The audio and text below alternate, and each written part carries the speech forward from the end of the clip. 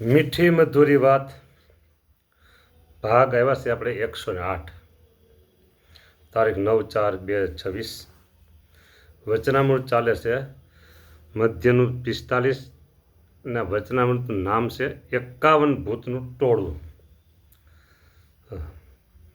આગળ આપણે જોયું છે જે મારા કહેવાયા છો તેમાં મારે એક તલ માત્ર એક તલ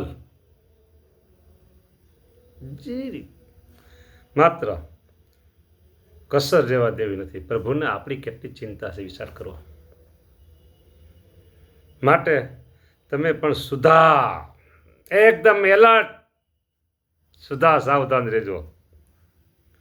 જો ગાફલાય રાખશો તો તમારો પગ ટકશે નહીં. હવે આગળ મારે તો જે તમે ભગવાનના ભક્ત છો તેના હૃદયમાં કોઈ જાતની વાસના તથા કોઈ જાતનો અયોગ્ય સ્વભાવ તે રહેવા દેવો નથી. વાસના વાત આપણે થઈ ગઈ કાલે એટલે આગલા ભાગમાં કાલે કથા બધી બંધ હતી. હા, અને આગલા ભાગમાં વાસના અને અયોગ્ય સ્વભાવ બે વાત થઈ ગઈ છે. અને માયાના 3 ગુણ હવે કાઉન્ટ કરજો. માયાના 3 ગુણ. હા, બરાબર, 3 ગુણ છે માયાના. હા, પછી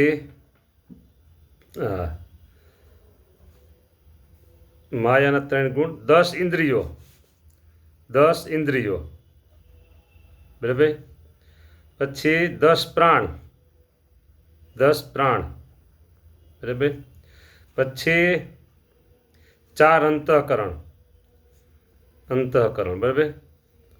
પછી 5 ભૂત, હાલો, પછી 5 વિષય, બરાબર. અને 14 ઇન્દ્રિયોના દેવતા. જો એમાંથી કોઈનો સંગ રહેવા દેવો નથી. કોઈનો સંગ રહેવા દેવો નથી. બોલો મહારાજ ભગવાન સ્વામિનારાયણ કે આમાંથી કોઈનો સંગ, આ જે ટોળું છે ને 51નું ટોળું, એ બધું ભૂતનું ટોળું છે, એમાંથી કોઈનો સંગ રહેવા દેવો નથી. મહારાજ કહે છો. હા, બોલો.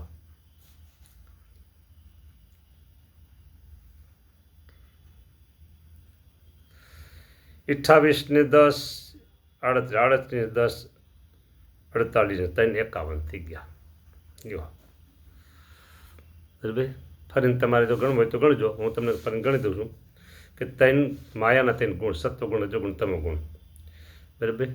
પછી 10 ઇન્દ્રિયો. હા હા, 3 ગુણ, 10 ઇન્દ્રિયો. એમાં 5 જ્ઞાન ઇન્દ્રિયો છે. શ્રોત્ર એટલે કાન, ત્વક એટલે ચામડી, ચક્ષુ એટલે આંખ, રસના એટલે જીભ અને ઘ્રાણ એટલે નાક. અને 5 છે કર્મેન્દ્રિયો. વાક એટલે વાણી, વાક, પાદ, પાણી, પાયું ને ઉપસ્થા, 5 ઇન્દ્રિયો. વાક એટલે પાણી, વાણી, વાણી, પાણી પીવાનું નહીં, વાણી બોલવાની. પાણી, પાણી એટલે હાથ, પાણીમાં રસ્વ દીર્ઘમ ફેર પડી જાય. હાથ. પાદ એટલે પગ, પાયું એટલે ગુદા, અને ઉપસ્થ એટલે જનનેન્દ્રિય. આ 10, 5 જ્ઞાનેન્દ્રિય અને 5 કર્મેન્દ્રિય એટલે 10 થઈ ગયા. અને 10 પ્રાણ. હવે 10 પ્રાણ ક્યાં ક્યાં છે તો એ જોઈએ આપણે. જો પ્રાણ, અપાન, સમાન, ઉદાન અને વ્યાન એ 5 પ્રાણ છે. પછી નાગ, કુર્મ, કુકલ, દેવદત્ત અને ધનંજય એ 5 ઉપપ્રાણ કહેવાય છે.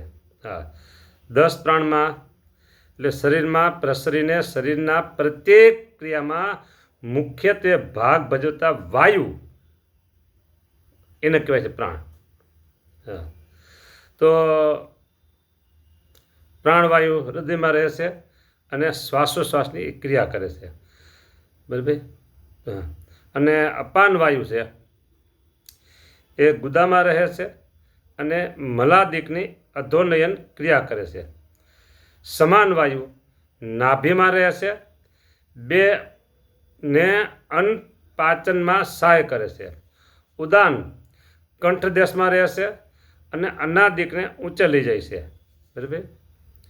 વ્યાન આખા શરીરમાં રહેશે અને અન્ન રસાદિકની નાડીઓમાં પહોંચાડે છે. એ કામ બધું કરે છે. હા. નાદ છઠ્ઠો એટલે ઓડકાર રૂપ ક્રિયા કરનાર વાયુ. સાતમો કુર્મ એટલે આંખમાં નિમેષ ઉન્નિમેષ આંખ થાય ને આમ થાય ને એ બરાબર ઉન્મેષની ક્રિયા કરનારો વાયુ. આઠમો કુકલ એટલે કે છીક છીક આણનારો આપનો વાયુ. અને નવમો દેવદત્ત એટલે બગાસું બગાસું ખાય ને એ વાયુ આ પ્રાણવાયુ. બરાબર. દસમો ધનંજય એટલે કે શરીરને ફૂલાવનારો વાયુ.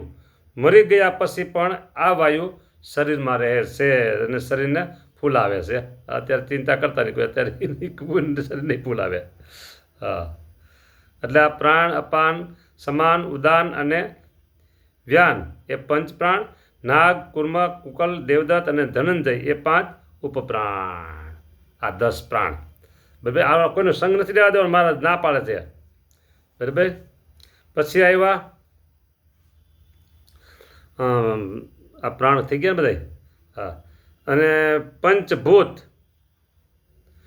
પંચભૂત એટલે પૃથ્વી જળ તેજ વાયુ અને આકાશ. આ પંચભૂત એનો સંગ નથી લેવા દેવાનો. ત્યાર પછી આવ્યા પંચ વિષય. શબ્દ સ્પર્શ રૂપ રસ અને ગંધ. આ જે 5 વિષય. બરાબર. હા. જ્ઞાનેન્દ્રિય. હા. એનો સંગ લેવા દેવો નથી. કેટલા થયા? અને હવે આવ્યા 14 ઇન્દ્રિયો અને દેવતા. બરાબર. હવે 14 ઇન્દ્રિયો અને દેવતા છે ને એની વાત આપણે કેટલો સમય થયો? વાંધો સમય છે આપણી પાસે. દરેક જીવની ઇન્દ્રિયો અને અંતઃકરણનું નિયમન કરનારા માટે તેના અધિષ્ઠાતા દેવો નિયુક્ત થયેલા છે, જે બ્રહ્માંડમાં રહેલા દરેક જીવોની તે ઇન્દ્રિયોનું સંચાલન કરે છે. જો 14 તમે સાંભળજો. બરાબર. 14ની વાત થાય છે અત્યારે આપણે. શ્રોત્ર 1. બરાબર. શ્રોત્ર. હા. એના દેવતા છે દિક્પાલ. શ્રોત્ર એટલે કાન. પછી ત્વક. ત્વક એટલે ત્વચા. એના દેવતા છે વાયુ.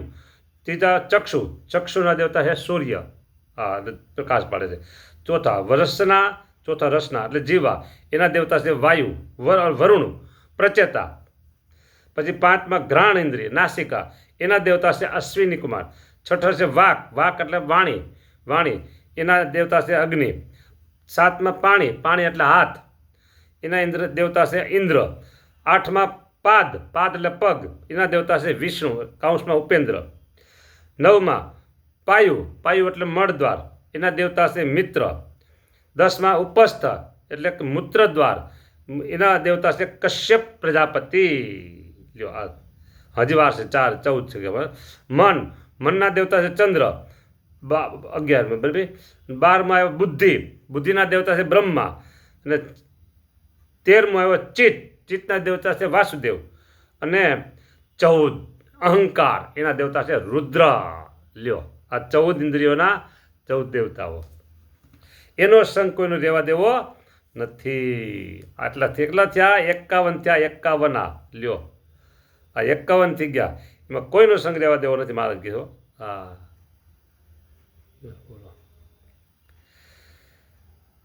અને માયિક ઉપાધિ થકી રહિત સત્તા માત્ર એવો જે આત્મા તે રૂપે થઈને ભગવાનની ભક્તિ કરો એવા સર્વેને કરવા છે. બોલો. માયિક ઉપાધિ થકી રહિત હો. હા. માયામાંથી ઉત્પન્ન થયેલ 3 ગુણ માયલો કોઈ પણ સંસાર એ માયાની ઉપાધિ. બરાબર. એમાંથી કોઈને લેવા દેવો નથી. મહારાજ ગયા. અને હરિચરિત્રમાં મહારાજ એમ બોલ્યા છે કે અમારે તો સર્વે હરિભક્તોને બ્રહ્મરૂપ કરવા છે. એટલો જ મનમાં વિચાર રહ્યા કરે છે. બોલો. મહારાજ કે બ્રહ્મરૂપ કરો આપણે બધાને. લ્યો એટલે આવી સરસ મચ્છી મધુરી વાતો છે. અને 10 મિનિટ થઈ છે. મહારાજ કહે છે કે અમારે તમને બધાને આવા કરવા છે, કોઈનો સંગ રહેવા દેવો નથી, એમાંથી કોઈનો સંગ રહેવા દેવો નથી. એ સર્વે માયિક ઉપાધિ થકી રહિત સત્તા માત્ર, એટલે ઓનલી ફોર વન, કેવળ સત્તા માત્ર આત્મા રૂપે, તે રૂપે થઈ ભગવાનની ભક્તિ કરો એવા સર્વેને કરવા છે. પણ કોઈ જાતનો માયાનો ગુણ રહેવા દેવો નથી. હવે આમાં એવું કે આત્મા રૂપે થઈને ભગવાનની ભક્તિ કરો એવા સર્વેને કરવા છે. ઘટે બ્રહ્મ થઈને પર બ્રહ્મને રહે. એક વાત. પછી વચનામૃત છે લોયાનું 7. બરાબર, બ્રહ્મરૂપ થઈ અને ભક્તિ કરો. બરાબર, એને જ અધિકાર છે. બ્રહ્મરૂપ થાય એને જ ભક્તિ કરવાનો અધિકાર છે. અને શિક્ષાપત્રીમાં એમ કીધું, નિજાત્માનમ બ્રહ્મરૂપમ દેહત્રય વિલક્ષણ વિભાવ્ય તેને કર્તવ્ય ભક્તિ કૃષ્ણ છે સર્વદા. એક સંપ્રદાયનો આ સિદ્ધાંત બ્રહ્મરૂપ થઈ અને પરબ્રહ્મની ભક્તિ કરવી. હા, આમાં જે કીધા ને 3 દેહ હતા, આપણે ખાલી કહીશી, પણ એ તો 51 ભગવાન સ્વામિનારાયણ અત્યારે ગણાવ્યા, 51 ગણાવ્યા છે. હા, જો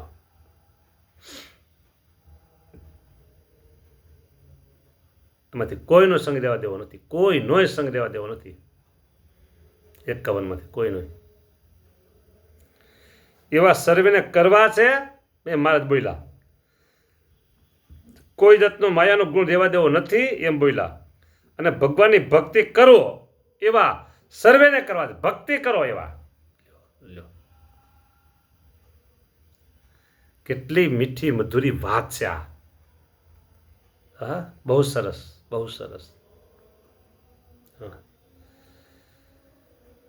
ત્રણ દેહથી જુદો આત્મા જાણી, બ્રહ્મરૂપ થતા માયા ભાગ છે રે.